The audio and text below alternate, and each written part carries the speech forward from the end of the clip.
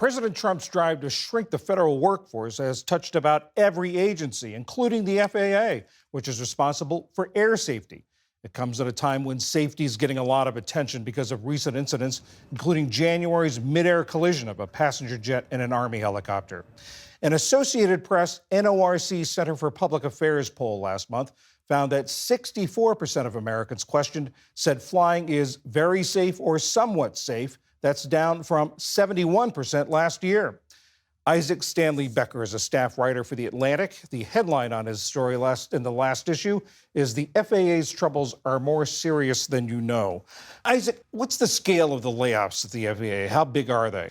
This is still taking shape, and the primary two ways that the workforce is being reduced is through the dismissal of probationary employees and then this offer of early retirement that we saw at the end of January. Now, there are some legal hangups around the dismissal of the probationary employees, and we're seeing that play out in the courts. But it could be quite extensive, was what my reporting found. I was able to get a hold of some internal FAA data that showed that more than 1,300 people at the agency replied to that offer of early retirement, with most of them quite interested in taking it. And that included some people in quite critical safety roles: aviation safety technicians, assistants, quality assurance specialists, engineers, and people who do a lot of the really important background work that helps those frontline safety workers do their jobs correctly and accurately. We asked the FAA about the cuts in aviation safety. They said the FAA continues to hire and onboard air traffic controllers and safety professionals, including mechanics and others who support them. The agency has retained employees who perform safety critical functions. But you're saying that some of the people who were laid off may not be directly involved with safety, but they have sort of tangential connections to it.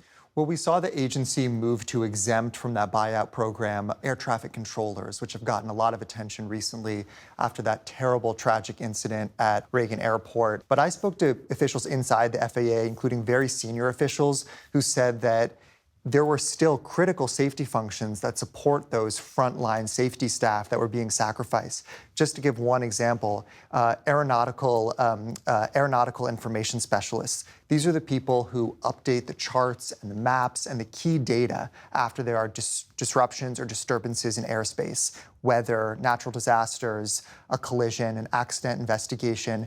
And what I found is that through the combination of that buyout program and the dismissal of probationary employees, about 12% of those people have either left the agency or are poised to leave the agency. And that's a really important role. So it's encouraging that the FAA has taken steps to retain air traffic controllers and even do some additional hiring.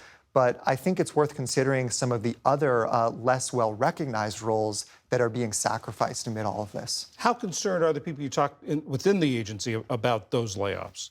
What I'll say is this: I think that they are concerned. They also stress the redundancies and resiliencies built into the system and emphasize that these are absolute professionals who are in charge of ensuring the safety of this system that millions of passengers rely on every day to move safely around the country. I think it would behoove the agency, though, to say more about what it's doing to reassure the workforce, to fill some of these critical positions, and to ensure that our aviation safety system remains the gold standard.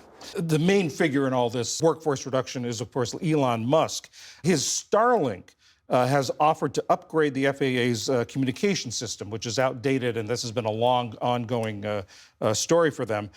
They've started testing, and you've written that there are some concerns about that. There are, and you make such a critical point about the system being outdated and this being a long-time concern. It's a system that dates to 2002. It still used copper wiring, other kinds of outdated systems. And the agency has been aware of this. In 2023, they awarded a $2.4 billion contract to Verizon to upgrade the system. What Musk wants to do is deploy thousands of Starlink terminals from his private company, SpaceX, around the country to support the agency's communications infrastructure.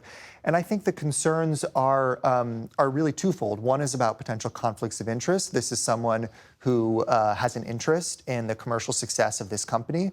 And also, it's a company that is a regulated entity before other divisions of the FAA. And then also some security, some cybersecurity concerns. I spoke to experts who participated in a confidential task force last year around cybersecurity for the FAA. And they said there's a reason why contractors like Verizon are used. And it's because they've gone through a very rigorous security and compliance process known as FedRAMP to ensure cybersecurity standards, threat prevention, so on and so forth.